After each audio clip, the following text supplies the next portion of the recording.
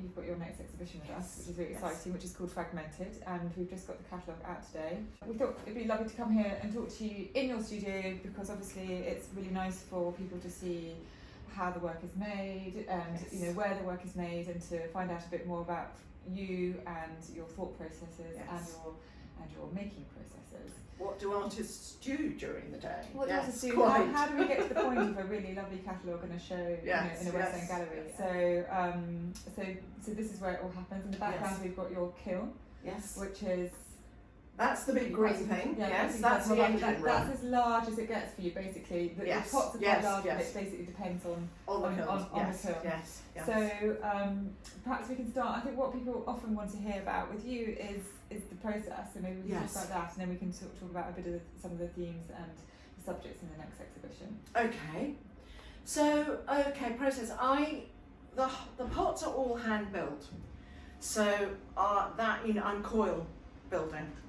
And I use a mixture of terracotta, earthenware clay, and I'm now using an architectural clay as well, which is really strong, very heavy, very dense, and it's black. So the red terracotta and the black mix makes a lovely dark brown, which is what you now get on the inside of the pots, and I really like that because it's a lovely line to work with. I'll explain that. Once I've built the pots, then at that point, when we call it leather hard, it's still slightly damp, but the pot's strong enough to hold its own weight, as it were. That's the point when I put the slip on. It needs to be damp enough to be able to absorb the slip. Well, specifically to absorb the water from the slip. Slip is basically runny clay with colours in it, so there's a high water content. What you don't want is a pot that's still a bit damp, that absorbs the water from the slip and then collapses. That happened to me once with a pot that was about 6 foot high. It was truly spectacular. But anyway, it's not something I really want to repeat.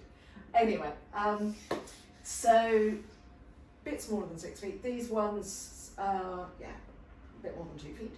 So what have we got here? Maybe we'll just point out what we have. So this one is We Are Family, and this one is Verdant Spring, Together and Apart. So We Are Family. So I've got to the stage where I'm painting the slip on. I talked about the line. I draw through the slip. That brings out the colour of the clay underneath, and then that's what makes that lovely dark, sort of dark brown, almost charcoal coloured line, which is really nice to work with. These pots though are very painterly. This is really mostly brush. There's not that much drawing on them really, and We Are Family. This is really my lockdown family, or my WhatsApp family. These are the people that, in a way, were closest to me during that period, or who, one way or another, made it particular and different and livable with. And when you say closest, do you mean emotionally closest, not necessarily physically closest? Emotionally in some ways, but very distant in others. They do differ. If I can get up and just, I'll introduce you to Shakibar. I first met Shakibar when she was 17. Shakibar is actually in Iran, and she lives in Iran, she is Iranian, and she's still there. But lockdown brought her back to me, and I haven't seen her since 2008. She's now 35, so here she is with her birthday cake, her 35th birthday. That's my cat Comet, who was the only living creature that was with me throughout lockdown. So Shakibar contacted me from Iran, so Shakibar came back into my life. So if lockdown had a high point, reconnecting with Shakibar was probably one of them for me anyway. And then this is Angel and Ariana, who were new to me. They were introduced to me on March the 8th, International Women's Day, just before we went into lockdown, and they had just arrived in London in emergency accommodation and knew nobody and were completely isolated. Can you imagine being on it? Literally we went into lockdown, and unfortunately where she was then housed was a really long way. Well, where did she arrive from? You say she just arrived in London. She arrived from Manchester. She's actually Rwandan. She's a Rwandan refugee. Right. But she'd arrived from Manchester. Even now, I don't know what the full story is. Okay. Because whenever I've been with her, we've been kind of lurching from crisis to crisis. Only now that we're spending more time together and it feels a bit more peaceful. Am I starting to get to know her a bit more? But honestly, I mean, the introduction of Angel and Ariana into my life was really precious because, you know, with Hussein being away and everyone, you know, just me and Comet at home, it was a blessing to have them enter my life. It's when you're starting to make a plot, obviously you've got the idea that it's going to be a celebration of your global family. Yeah. And you've got probably a sense of how large you want to make it. Yes. And your background is as a painter. Yes. Obviously you trained at Canwell before learning the skills as a potter. So are you then sort of in your head, or do you have sketches? How painterly are you? Do you have sketches that you then put onto the pot? No. Or do you I go straight into the pot. No, because otherwise the creative process is over before you've done it. You know, and I knew I wanted real portraits. I'm very interested in portraiture at the moment, and how they work on a pot. You know, because you've got these potentially kind of distorting surfaces, but it's also a very kind of human surface in a way, very dynamic in that you're moving round and also up and down. And yeah, I risk it. I just go straight for painting on the pot with whatever materials I have. Hussein I've drawn many times. You know, Angel and Ariana, as I said, were new to me, so that was very, source material really limited actually. Also, I realised I'd never done a mother and baby image before. And actually, gosh, they're hard.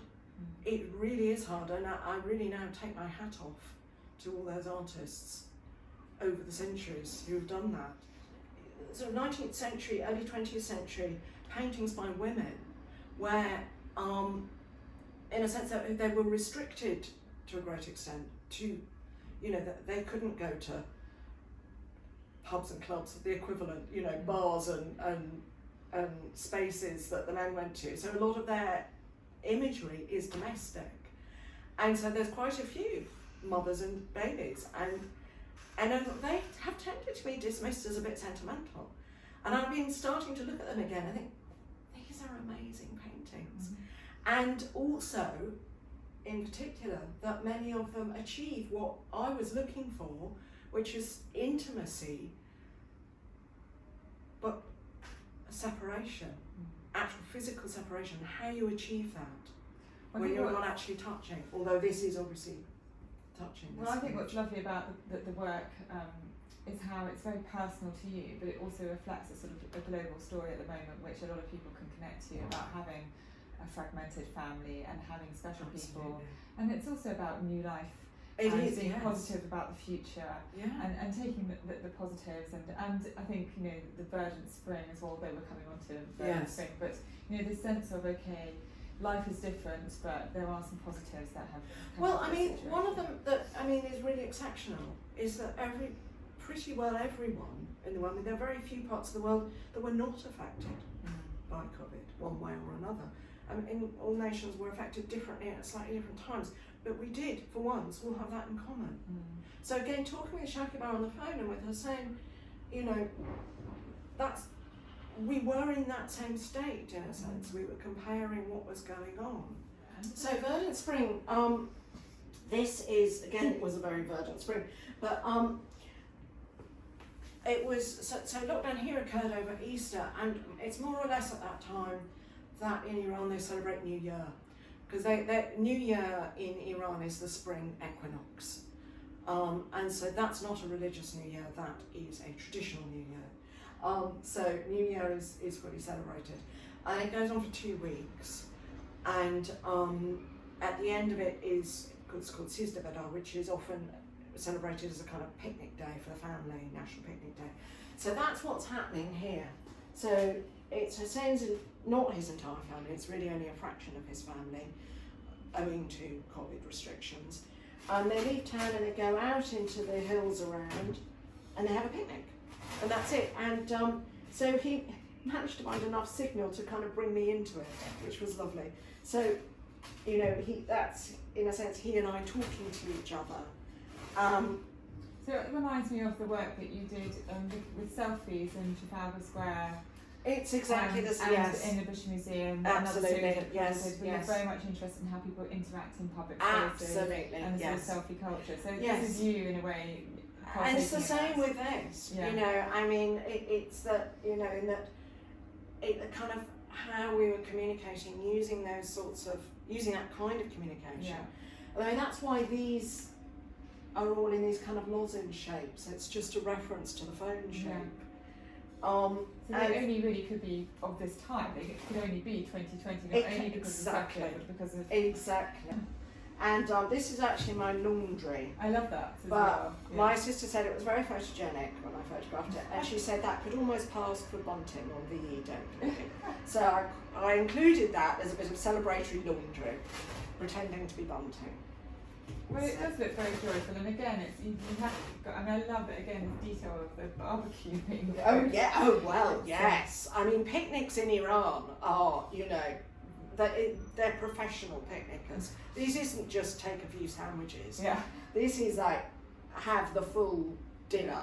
Yeah. So this is a kebabs, the rice. They have, you know, they've got the shisha there. They had, you know, the proper samovar for making tea. This is, she's collecting, you know, pouring out the water. Yeah, oh, it's very planned, and you take your nice rug with you. This is actually getting as an eating mat.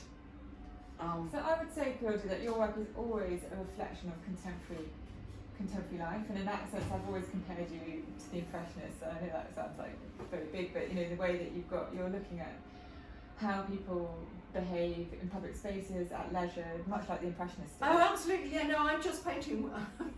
My work is just, it's a picture of my life, really. It really is just what goes on around me. Yeah, but I think that's what's so lovely, and I think reflecting on what you've done, it's actually, somebody said to me recently, what's been difficult about COVID is how it's kind of cancelled fun. But looking at these pots, it's almost actually what comes out to me is how people are still finding ways to connect. So even though it's called Fragmented, and it is a more fragmented society today, what you're doing here is celebrating the ways that we are able to connect, the way technology is being able to connect you to Hussein, even though in different countries, and you're brought into this wonderful celebration and event.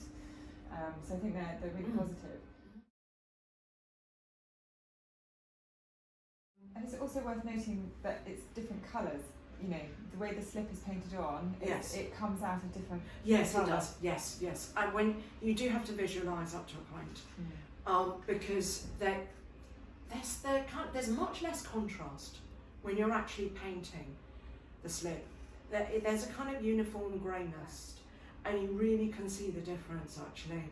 Of the point when it was, you know, when I finished painting it, and it did have this overall pastel greyness. Yeah, so you paint it and it looks quite pastel, then it gets filet. So then it's dried out, it's fired, then it's glazed, and that's what really brings all the contrasts and colours out.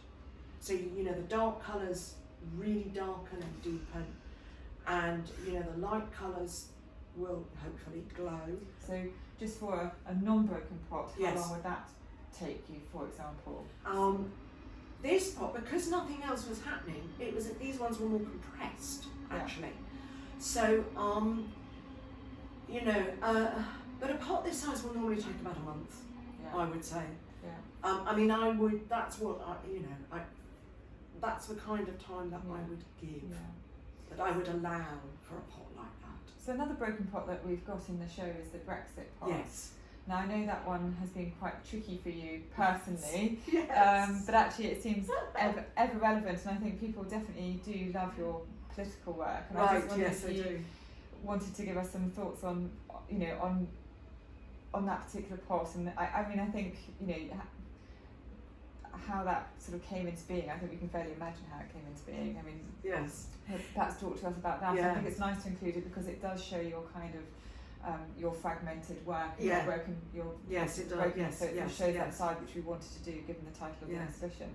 But I also wondered whether you have plans to do more overtly political work going forward, because obviously what we don't have on here, but we have on a Brexit plot, and not only is it broken, but you've also got some poetry and some words on it, and that's another side to your practice that we all love to see. And I'm afraid I was one of those really annoying people that couldn't make up my mind, and I often have this problem that I can't make up my mind.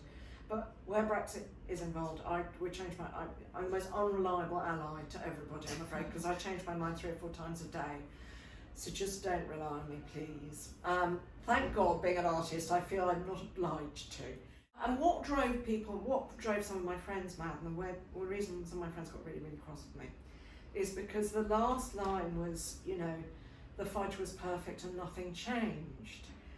And this was so it came from this feeling in me that there's 2 thoughts. It's partly that Lampedusa idea, which is a kind of a liberal idea, which is if you want things to stay the same, you need to change. You need to change in order to keep things as they are. So that was one idea, but it was also the other idea for me, which was that ironically you can go through these apparently tumultuous changes, and yet somehow nothing actually really does change very much. Somehow all the fundamental problems are actually still in place, nothing really gets addressed. You just go through this chaos, but not much. If you could say very quickly about your techniques with the breaks, because I know it's found in Japanese techniques. Oh yes, so, yes. Well, there is this Japanese very ancient kind of and traditional technique called kintsugi. I don't think I'm pronouncing that correctly, but that's how it's spelled, and a lot of English people say kintsugi, so that's what I'll say. And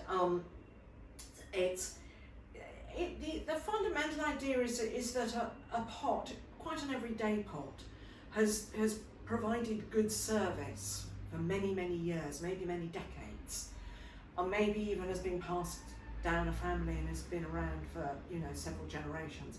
And it might develop a hairline crack from use, from service, or even break from use. And the pot is then put back together. It is sort of retrieved, if you like, and it's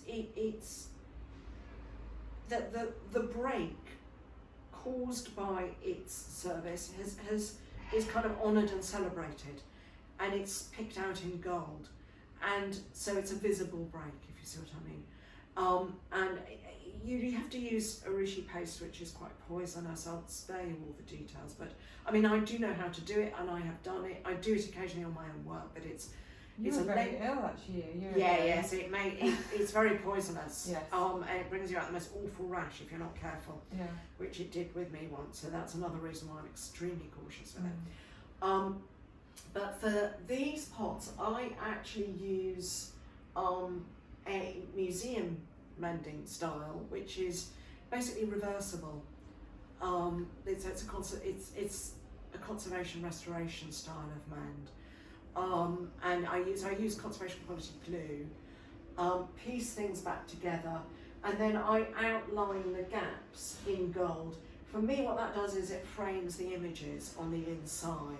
But it is, if you like, obliquely referencing that use of the gold and the kintsugi. Yeah, well, it's a lovely idea, isn't it? And I think that's a nice idea to end on, the idea of things being broken, but then being celebrated and coming back together and being joined up with gold and made beautiful again. Yes. But thank you so much. You're very welcome. It's been really nice to come here to your studio and see your work, and we're really looking forward to the exhibition in Mason's Yard, which will be online, and hopefully people can come in. We'll have a booking system, but we'll have more about that in due course. But thank you anyway. Okay, you're welcome. Okay, thanks a lot.